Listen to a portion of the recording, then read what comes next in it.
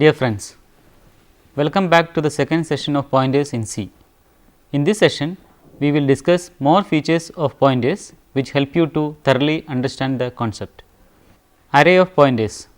Whenever addresses are stored as array elements, such an array is called an array of pointers. The format for the declaration of an array of pointers is data type star array name within square bracket size. For example, the declaration float star a 10 allocates the memory for 10 pointers which are to be stored in the variables a0, a1 up to a10. These variables are not initialized. When the array elements are initialized by the following statements, float f1 is equal to 13.32, f2 is equal to 14.23, a0 is equal to ampersand sign f1, a2 is equal to ampersand sign f2. The values of f1 and f2 can also be obtained by the expression star a0 and star a2 respectively. Consider the statements float x 15 25, float star y 15, y0 is equal to x, y1 is equal to x1, y2 is equal to x2 up to y14 is equal to x14. The first statement is a declaration of two dimensional array. The second one is a declaration of an array of pointers, and the third one is an assignment of the address of the first element in the array of x to the first element y0 of the pointer array y. Likewise, the starting address of the ith row is assigned to yi. Now, the array x is also represented by the array y. Each element of the array y points to a 25 element array. Totally, the memory locations for 375, that is 15 into 25 floats plus memory locations for 15 points are reserved. Thus, a two dimensional array may also be defined by a one dimensional array of pointers. The size of the array of pointers in the declaration represents the number of rows in a two dimensional array. Pointers and character arrays. Another important use of pointers is in handling of character arrays. Like the other arrays, the array name of the character array also gives the address of the 0th element in that array. In the following statements, char star p, p is equal to within double quotes pointer in C. The address of p is assigned to the pointer p. The second statement is actually initialization of pointer and not string copying. After this assignment, it is possible to use p0, p1, so on. Whenever more than one string are to be stored in an array, the two dimensional array is required to store each string in a row. Consider the following array of strings: char cities 320. It says that cities is a table containing 3 names, each with a maximum length of 20 characters including null characters. We know that rarely the individual strings will be of equal lengths. Therefore, instead of making each row a fixed number of characters, we can make it a pointer to a string of varying length. For example, char star cities 3 equal to within curly braces Hyderabad, Delhi, Kochi, close the braces. Declaration cities to be an array of 3 pointers to characters, each pointer pointing to a particular name as cities 0.2 Hyderabad, cities 1 pointing to Delhi, cities 2 pointing to Kochi.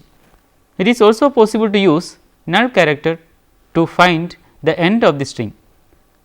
For example, while star p not equal to null can be simply written as while star p because /0 is equal to the value 0. Different types of pointers. Using const with pointers.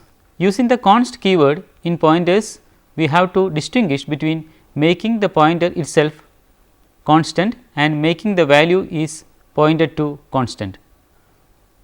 Go through the following declarations: const float star ptr or float const star ptr.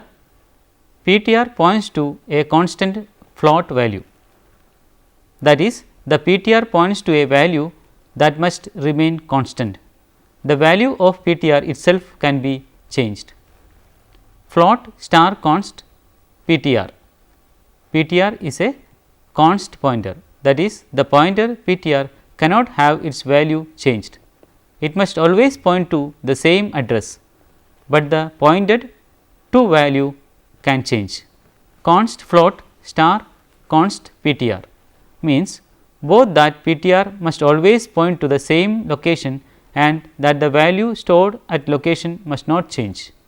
Null pointers. We know that the pointer variable is a pointer to some other variable. There is one other value a pointer may have, null value. This is called as null pointer. A null pointer is a special pointer not pointing to any variable, array or any valid memory location. The null pointer will hold null value and its content. Int star pt is equal to null. Int star pt is equal to 0 is also legal. Void pointer. A void pointer is called as generic pointer which can point to any type of memory block, but to access the complete memory one has to specify casting explicitly. Consider the following program segment: hash include stdio.h, main within braces int a equal to 1, char c is equal to a, void star ptr, ptr is equal to ampersand sign num, printf percentage d star int star ptr, ptr is equal to ampersand c, printf percentage c star char star ptr.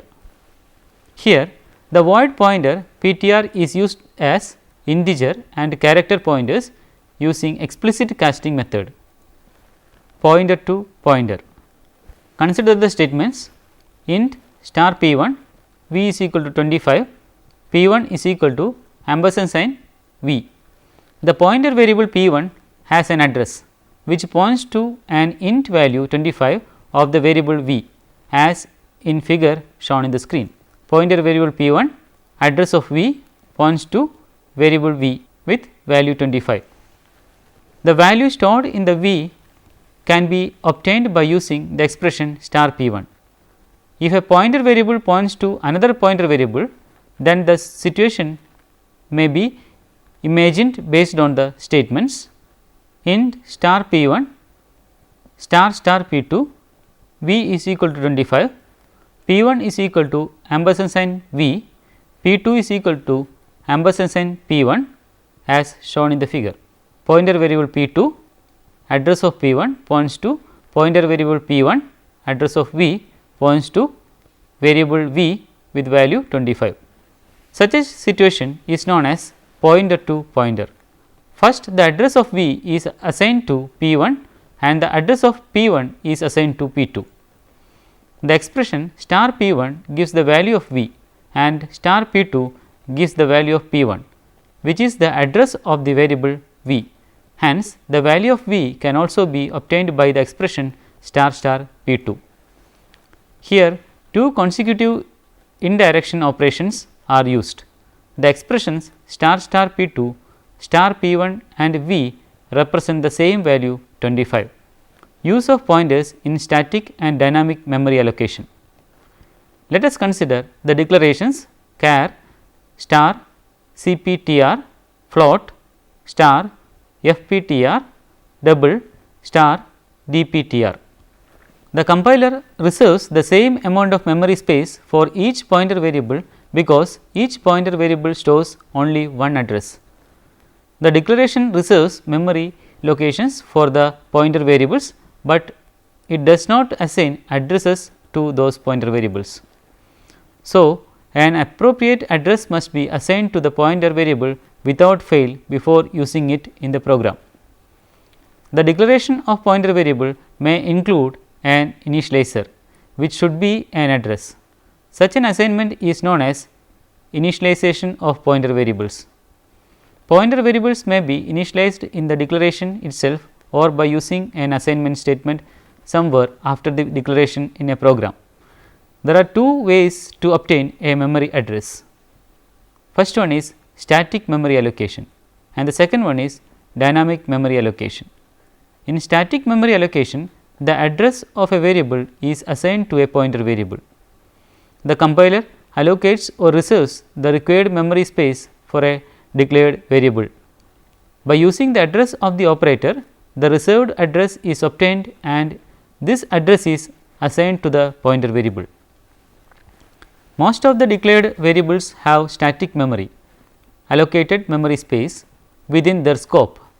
This way of assigning pointer value is known as static memory allocation. The address of a variable having a specific data type must be assigned to a pointer variable declared to be the pointer to that specific data type. In this session, we will discuss the use of ampersand operator to get an address and assigning the address to a pointer variable. The declarations float f1 f2 star fp is equal to ampersand sign f2 star f2 is equal to 10.13 initializes the pointer variable fp with the address of f2 as shown on the screen. Fp with the content 2020 and with the address 2050 points to f2 with value 10.13 with the address 2020 points to f1 with the address 4020. The address is assigned to the declaration itself. It is known as initialization of pointer variables. It is important to note that the interpretation of the indirection operation star in the declaration statement is different from that of the operator star in the other places. The declaration float f1 f2 star fp is equal to ampersand sign f2 informs the compiler that the expression star fp, f1 and f2 are float values. The syntax of the declaration of a pointer variable mimics the syntax of the expression that can appear while using it in order to represent its data object. The representations of the variables in the declaration are used as such to refer to the data object. Thus, star fp also represents a float value like the variables f1 and f2. The indirection operator is not applied to the variable in the declaration, but in the places other than declarations the indirection operator is applied and the expression is evaluated. In the above declarations, the pointer variable fp not star fp is initialized with the address of the variable f2. The value 10.13 is assigned to star fp using the assignment statement star fp equal to 10.13. These statements may be equivalently written as float f1 f2 star fp fp equal to ampersand sign f2 star fp equal to 10.13. To assign the address of f2 to fp, the declaration float f1 star fp is equal to ampersand sign f2 comma f2 does not initialize fp because the variable f2 is used before its declaration. Since C does not have look ahead capability, its type of initialization is not possible. In the following statements, float f1 star fp int I fp equal to ampersand sign I is an invalid assignment. Dynamic memory allocation. It is a process by which the required memory address is obtained without an explicit declaration. The required memory space is obtained by using the memory allocation functions like malloc and calloc. Memory allocation functions return a pointer value to a block of memory of required size. This returned pointer value is assigned to a pointer variable. Thus, the required memory space is dynamically created and assigned. This method of memory allocation is known as dynamic memory allocation. The storage space allocated dynamically has no name and hence its contents can be accessed only through a pointer. First, the number of memory allocations required for holding a data object must be known. C provides an operator size of to find the required space to store the data object of a particular data type. The format of a size of operator is size of within bracket data type or variable. For example, size of int returns the size of memory to hold an int data type. The header file stdlib.h should be included at the beginning of the program while using the memory allocation functions. The function malloc obtains the number of bytes mentioned as its argument and returns a generic pointer, that is pointer to void, that is void star, to the memory obtained. For example, in the statements int star ip, ip equal to int star malloc size of int star ip equal to 20, or int star ip equal to int star malloc size of int star ip equal to 20. The pointer variable ip obtains exactly the right amount of memory to hold a data object. The function malloc uses one argument only, which represents the number of bytes to be reserved for storage. The memory allocated by this function contains garbage values. The cast operator is used to convert the generic pointer void star returned by the function malloc to the concerned data type. Observe the casting int star in the pointer assignment statements that convert the generic pointer to an int pointer.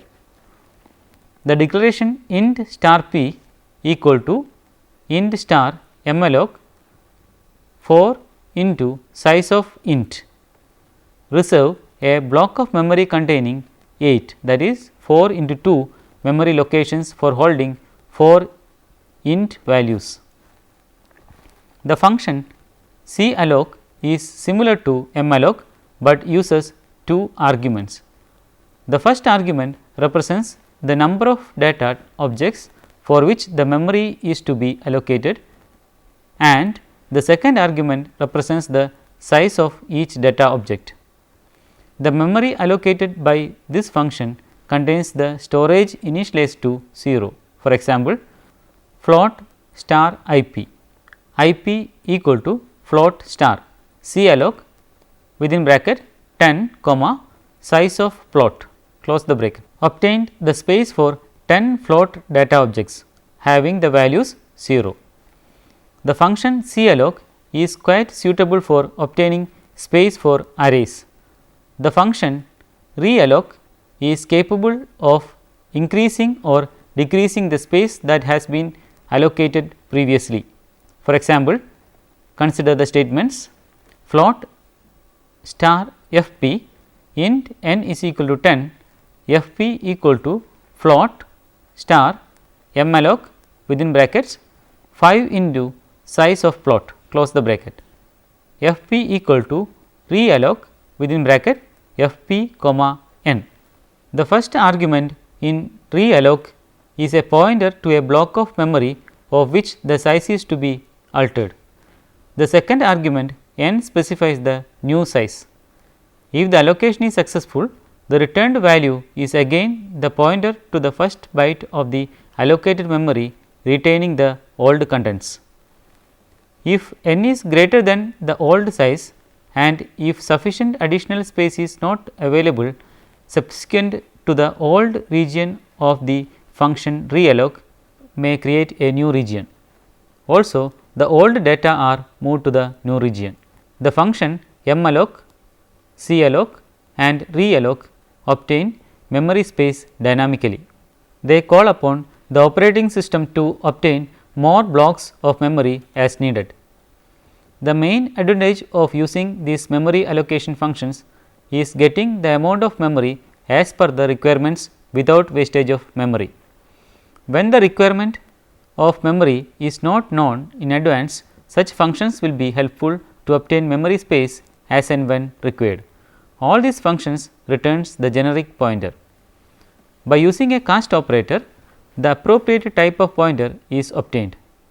If the required size of memory is not available in the computer memory, null is returned by all these functions. The null value may be used for verifying the successful creation of memory space as given in the statements. Int star p, if p equal to int star malloc size of int into 20 equal to null within braces printf unsuccessful memory allocation exit 1 close the curly brace. The memory obtained by malloc, calloc and realloc functions can be freed when that space is not required for any storage. The function free does this job. The function called free within bracket ptr makes the space which is obtained by malloc or calloc or realloc and pointed by the pointer variable ptr. The function called realloc ptr, 0 is equivalent to the function called free ptr. When the pointer is used, we must systematically follow certain steps. First one, declare the pointer variable. Second one, initialize the pointer variable with an appropriate address. Third one, if the content of the address stored in the pointer is required, the indirection operator star is used to obtain value pointer to a function. We have already discussed the use of pointers in the call by reference method of parameter passing in the functions. By passing the pointers, the modified contents are also available in the calling function. Without pointers, this effect is not possible in a program. Function can also be passed as the arguments in another function by using pointers to those functions. A function may also return a pointer to a data type. This session can be appreciated only by the advanced users of C. A function is not a variable, but it has an address. The function name itself represents the address of that function. Hence, it is possible to define a pointer to a function. Functions are stored in memory similar to a data. A function can be assigned, placed in the arrays, passed as argument to another functions and returned by a function by means of a pointer to a function. The declaration of a pointer to a function has the format data type within bracket star function name, data type 1, data type 2 up to data type n, and function call has the format within bracket star function name close the bracket and argument 1, argument 2 up to argument n. The parentheses in star function name are necessary, since in star function name the parentheses have higher precedence than star and they are evaluated from left to right. If the parentheses are omitted, then it becomes a function returning a pointer. The general format for a function returning a pointer is data type star function name argument 1, argument 2 up to argument n. The function call of a function returning a pointer is similar to the ordinary function called as given by star function name within bracket argument 1, argument 2 up to argument n. Thus, the pointer to a function must be declared carefully to avoid the confusion between a function returning a pointer and a pointer to a function. For example, double within bracket star fp. Fp is a pointer to a function. Double star fun. Fun is a function returning a pointer. Command line arguments. The function main in C can also pass arguments or parameters like the other functions. It has two arguments argc for argument count and argv for argument vector. It may have one of the following two forms: main int argc comma char star argv, or main int argc char star star argv, where argc is the number of arguments. Argv is a pointer to an array of strings or pointer to characters. The argument argv is used to pass strings to the programs. Hence, the arguments argv and argc are called as program parameters. After successful compilation, the program is executed by using an execution command. The execution command depends on the system running the program. It is possible to pass the value of program parameter argv through an execution command only. Actually, the execution command is a command line. The value of the program parameter argv is given in the command line. The value of argv is automatically counted by the compiler when main is invoked. Since the values are available and obtained from the command line, they are also known as command line arguments. The values of the arguments are generally passed through the actual arguments when the function is invoked. Since main is the first function invoked during execution, the values are obtained from the command line itself. It can be observed that the execution of pointer version programs are faster than the programs without using pointers. There are instances where pointers play important roles and certain operations and effects are possible only with the help of pointers. Let us now summarize the points that we discussed in the session. We have understood that an array of pointers in an array that can hold the addresses of other variables. The execution of the declaration statement results in allocating storage spaces only, and the data objects are not assigned automatically. Hence, after the declaration of pointer variables, they must be initialized. A pointer variable may be initialized by using static or dynamic memory allocation. In static memory allocation, the space reserved by the compiler is assigned to a pointer variable. Dynamic memory allocation is obtained by using the built-in functions like malloc and calloc. A dynamically created memory may be freed using the function free. It is also possible to define a pointer to a function for manipulating the functions as an ordinary variable. It is possible to pass string variables to the function main using standard parameters argc and argv in it. A pointer is a valid address which is stored in a pointer variable. Please try to solve these assignments. Functions and pointers work together in C. Explain. What does the size of return to an array name? What is the purpose of the command line argument? How can a function be passed as an argument? Write a program to merge two unsigned numeric arrays using pointers. Write a program using pointers to read in an array of integers and print the elements in reverse order. Here are some books for your reference: B.W.